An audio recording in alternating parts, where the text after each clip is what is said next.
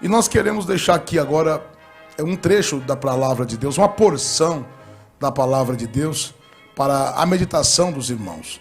Nós vamos à leitura da palavra de Deus no livro de São Mateus, capítulo de número 21, São Mateus, capítulo de número 21, versos 17, 18 e 19, a leitura feita pelo presbítero Gabriel Oliveira.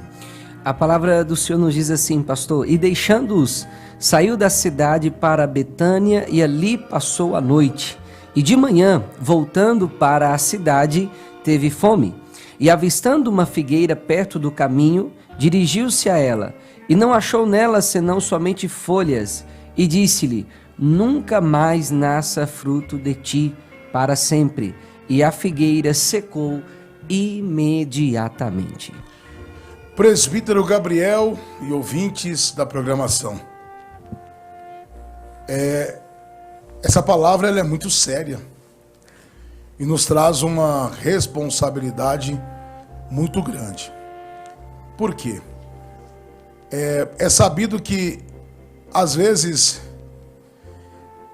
parece que não vai haver uma averiguação. Parece que o Senhor não vai escortinar a nossa vida. Mas esse trecho mostra para nós que a nossa vida vai ser averiguada. O Senhor vai aproximar para conhecer e ver o que é que nós temos produzido. Porque no meio da igreja, no meio do corpo dos irmãos, dos membros, a pessoa pode muito bem ter uma vida assim discreta e parece que está tudo em paz. Porque quem passava por essa figueira, quando fala de uma figueira cheia de folhas, né? Dirigiu-se a ela, porque ela tinha folhas. Ou seja, ela estava viva. E ela tinha uma vitalidade, uma força. Ela era uma planta viçosa. Professor. Ela não era uma planta raquítica. Não, era uma planta que estava se alimentando muito bem do solo, da seiva, dos nutrientes, dos sais minerais. Ela estava vivendo com uma vida muito sadia. Era uma planta extremamente sadia, presbítero Gabriel. É verdade, pastor. Quem olhava para aquela árvore, sem dúvidas, chamava a atenção. Não era aquela árvore feia, seca, desfolhada. Não, ao contrário disso, pastor, estava bonita. Estava aparentemente agradável. O problema está justamente no fato, né, pastor, de que ela tinha somente folhas, diz a palavra. É muito preocupante, porque Marcos escreve assim, e vendo de longe uma figueira que tinha folhas. Ele foi procurar nela porque ela tinha folhas. Dizem que a figueira, quando ela tem folhas, obrigatoriamente ela tem que ter frutos. Ela dá o fruto, dá ali as flores e o fruto, na sequência ela dá as folhas para proteger os frutos do calor do sol, da geada. Então, se ela tinha folhas, necessariamente ela tinha que ter frutos, porque ela estava se alimentando do solo. E é esse que me chama a atenção. Tem pessoas que você enxerga na igreja como essa planta, e ele parece ter tanta vida, ele tem tanto vigor, mas por trás das folhas e daquele vigor, daquela vitalidade toda, não tem sequer um fruto para matar a fome de uma pessoa faminta, como Jesus estava. O que eu quero dizer por isso, meus amados? É aquela pessoa que quer estar na presença de Deus, quer estar na igreja, quer sugar todos os benefícios de estar sendo plantado dentro de uma vinha. Porque há uma outra figueira que foi plantada dentro de uma vinha, que gozava da irrigação, que gozava dos benefícios daquele agricultor, mas, no entanto, aquela planta, ela não produzia. Então, existe aqui na Bíblia 2 exemplos de figueira que não produzia frutos, presbítero Gabriel. É verdade, pastor. E é interessante isso que o senhor estava comentando, pastor, porque de longe, quem observava, parecia está totalmente perfeito, mas o Senhor, ele se aproximou, né, pastor? Diz a palavra que ele dirigiu-se, ou seja, embora as pessoas possam ter uma visão de nós, porque elas não conseguem nos acompanhar de perto, mas o Senhor é aquele que se aproxima, o Senhor é aquele que conhece de perto, o Senhor é aquele que conhece por dentro, e por ter esse conhecimento, ele jamais se engana ao nosso respeito, né, pastor? O Senhor vai se aproximar, irmão Gabriel, vai dizendo aqui em Marcos, e chegando a ela. Vai chegar um tempo, irmão, que o Senhor vai chegar. Imagina o Senhor levantando os galhos da figueira, levantando as folhas da figueira, procurando nela um fruto para matar a fome de um necessitado. Quantas pessoas que ele querem gozar do benefício do Evangelho, ele quer gozar das alegrias da cruz, das bênçãos que recebemos por parte do Senhor, e quer receber bênção, mas ele não se preocupa com quem está passando à beira do caminho com fome, presbítero Gabriel. É um verdadeiro sanguessuga. O pastor pregou há um tempo atrás aqui na igreja sobre aquele texto lá de Provérbios, né, pastor? A sanguessuga tem 2 filhas, dá e dá. A pessoa está ali sentada, está recebendo os nutrientes, está recebendo as bênçãos de Deus, como diz o pastor, recebendo os benefícios do Evangelho, só que o Senhor nos chamou não apenas para receber, é claro que isso faz parte, mas também para dar daquilo que nós temos recebido. Em outra parábola, pastor, Jesus compara o reino de Deus a uma árvore que cresce e as pessoas vêm e se aninham e as aves comem do fruto, se alimentam, ou seja, a nossa vida não pode ser essa parasita, né, pastor, espiritual, isso, que está ali apenas sugando a seiva da árvore. Não, o Senhor espera que através do nosso crescimento e do desenvolvimento espiritual, nós também sirvamos, pastor, para ajudar alguém que também precisa dessa palavra. E não pensa você que essa figueira improdutiva vai ficar para sempre na terra. Ela não vai. O Senhor ela vai ter uma sentença. João Batista, ele já dizia nos seus sermões, nas suas pregações, que o machado está posto na raiz. Veja, presbítero Gabriel, que o machado não está posto no tronco. João Batista, ele salienta e diz que o machado está colocado na raiz. Por que colocado na raiz? Porque a sentença é fatal. É uma sentença de morte. Veja que no texto em que lemos de São Mateus, a sentença de Jesus é: nunca mais nasça fruto de ti. É alguém que teve oportunidade de produzir porque tinha folha. Então não faltou nutrientes. Não foi problema do solo. Não foi problema da terra. Não foi problema do lugar onde a pessoa estava inserido. Não foi questão ministerial. Foi questão de não produção mesmo. De ser inútil, de ser uma figueira que não produzia frutos. E essa figueira, ela é o quê? Ela é morta. Nunca mais nasça fruto de ti. João Batista diz que o machado está colocado na raiz. É verdade, pastor. Meus amados, Deus espera algo de nós. Nós esperamos coisas de Deus e não há nenhum problema nisso, né, pastor? É verdade. Mas o Senhor, ele espera também o retorno. Ele é aquele que investe em nós esperando a rentabilidade, esperando o fruto, esperando que aquilo vai dar resultado. Me lembrei agora, pastor, daquela mensagem que inclusive o nosso pastor sempre prega, né, da vinha, que o Senhor limpou as pedras, preparou o campo, afofou a terra, colocou ali esterco, né, plantou, e o Senhor esperava que desse frutos, mas o resultado foi o mais negativo possível. E nós não podemos, meus amados, perder a oportunidade, porque Deus tem nos plantado em lugar excelente. Deus nos tem dado a oportunidade de ouvir a boa palavra, de receber todos os benefícios celestiais, chuvas de graça do céu.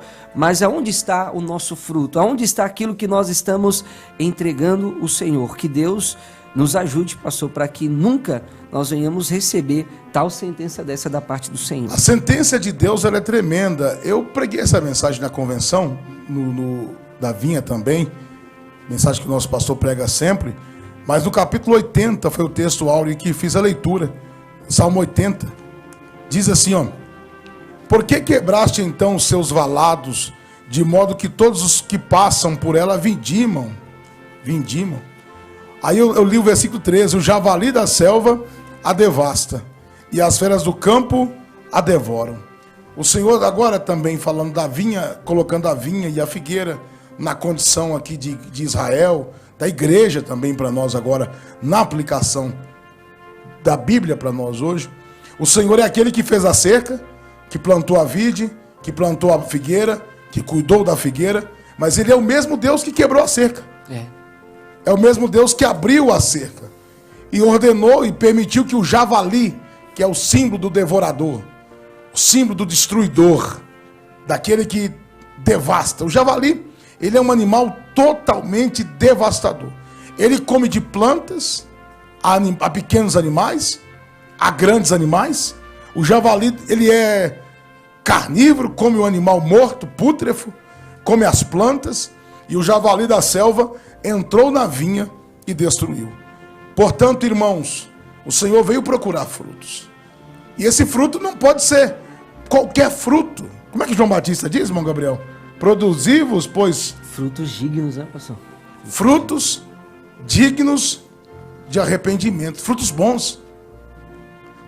João vai dizer que toda árvore que dá mau fruto, porque se produz um fruto mau, um fruto que não é agradável, que não é o fruto desejado, essa árvore também é cortada.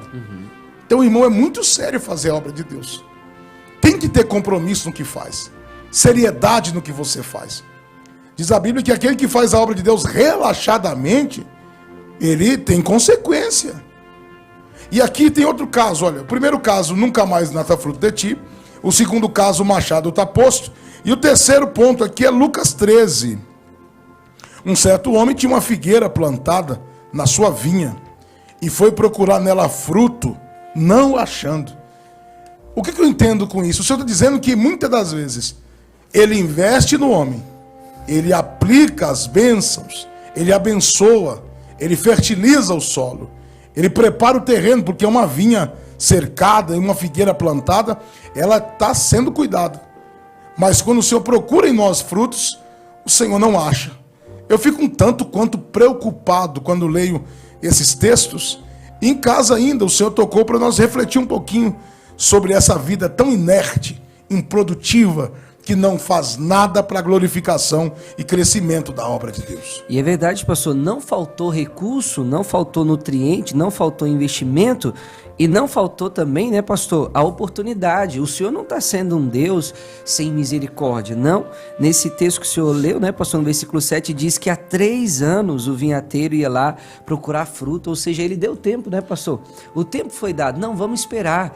Vamos ver, não foi assim, falta de misericórdia, como quem planta hoje e já espera colher amanhã. Não, o Senhor realmente esperou o tempo de processo para ver se daria algum resultado. Mas ano após ano, o Senhor se aproximava, o Senhor procurava, mas nada era achado. A ponto, pastor, da conclusão ser uma única só.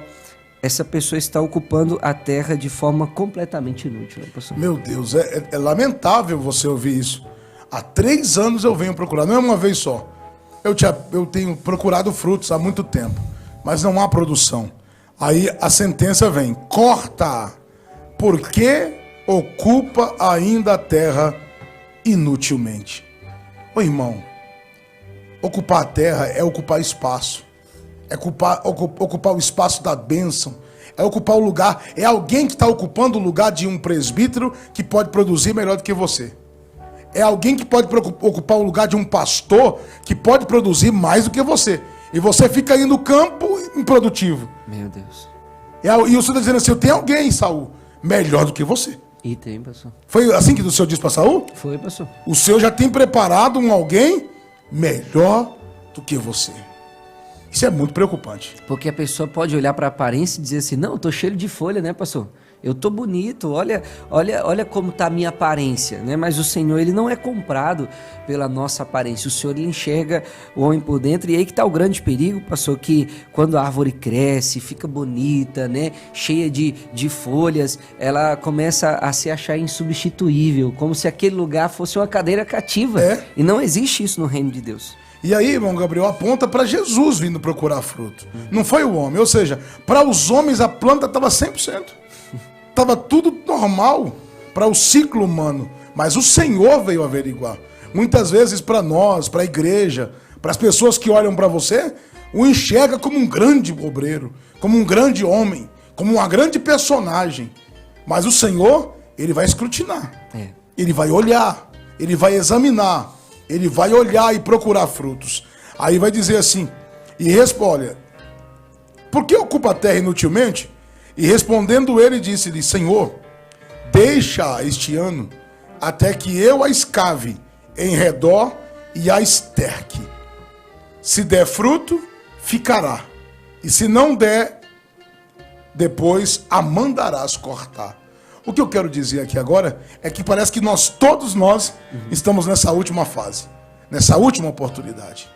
O Espírito Santo dizendo, Pai, eu não vejo essa personagem aqui, o personagem desse texto, a não ser a figura do Espírito, pode ser a figura do pastor também, mas aqui é a figura do Espírito.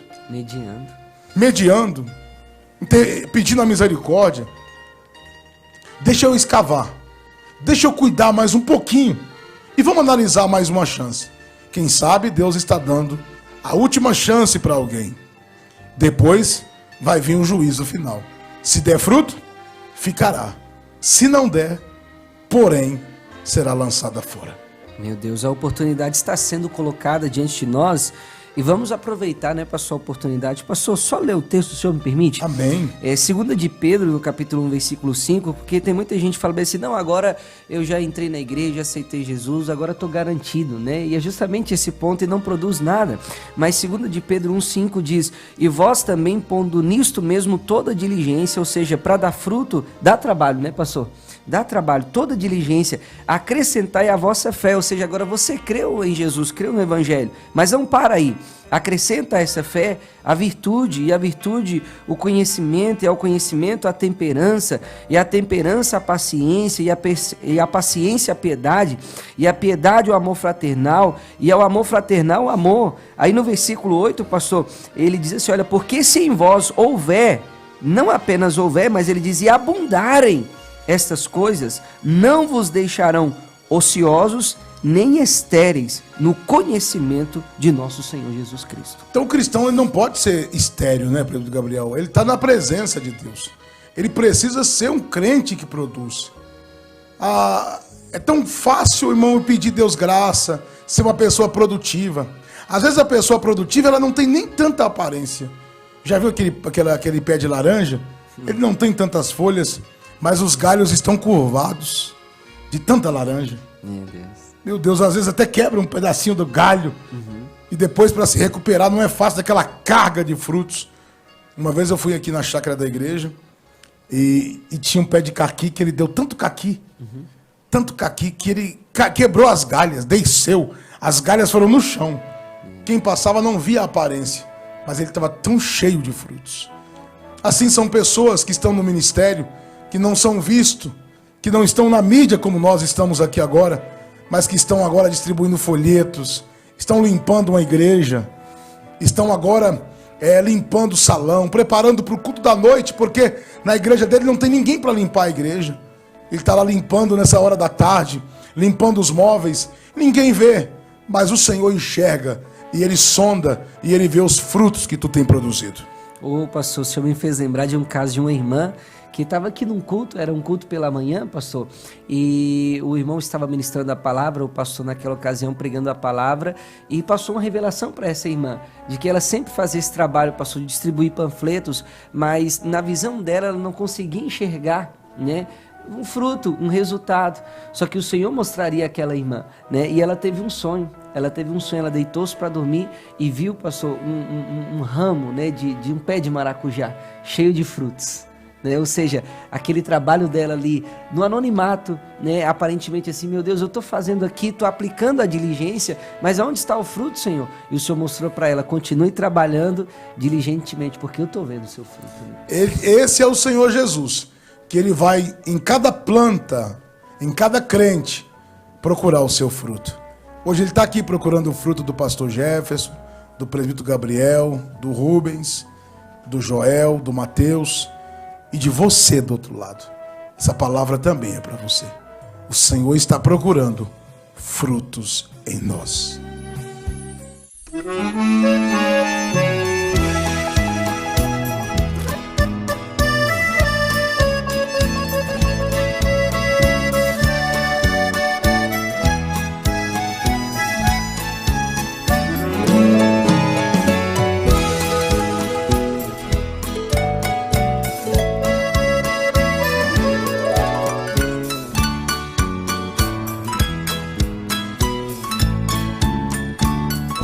Lá na Galileia, bem longe daqui, um dia ecoou a voz do Galileu. Foi ele mandado para aquele povo e o povo rebelde não o recebeu. Este Galileu, tão humilde, manso, profeta Isaías bem antes falou que ele viria trazer boas novas, mas a sua pátria não o aceitou. Santo Galileu, divino Jesus, sua voz ouvi e te recebi, hoje eu tenho luz.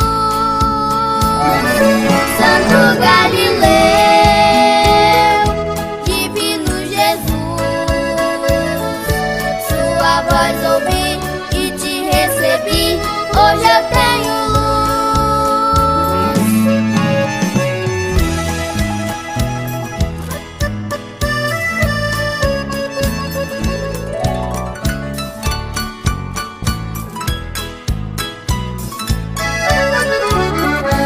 Este Galileu veio evangelizar, anunciar o tempo da salvação. Ele veio dar visão para os cegos e para os cativos a libertação. Era o Messias, não acreditaram porque era pobre e trabalhador. Não teve um lar para o seu repouso, mas da humanidade foi o Redentor. Santo Galileu, divino Jesus, sua voz ouvi e te recebi, hoje eu tenho luz.